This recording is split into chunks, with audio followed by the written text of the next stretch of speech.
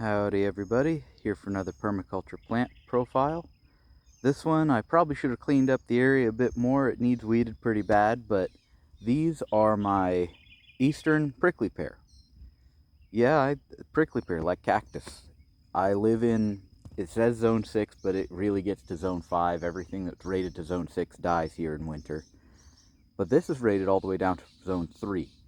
In winter it shrivels up and extrudes all of its water so that it doesn't take freezing damage like other fleshy pads and leaves will. So it wrinkles up and it looks dead, it looks all defeated all winter. And then when spring comes and the rains come, they plump right back up, and they're functionally just like most other prickly pears. They only make very small fruit, so you don't get a lot of fruit from them, but you can eat these pads while they're still nice and tender. All the older pads are down there. They're a little bit wrinkly and tougher, not really worth eating as a vegetable. They have these beautiful, almost hibiscus-like yellow flowers, and you can see all those little flowers are about to burst out and make more flowers.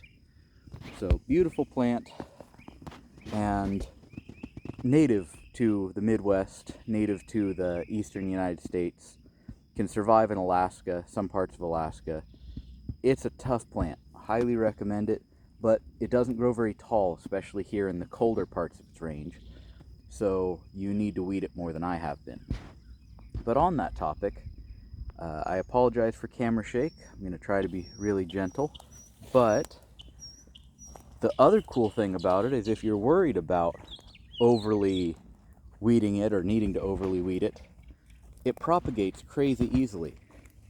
Every year, a couple chunks of it fall off, and so I just kind of bury them in the mulch.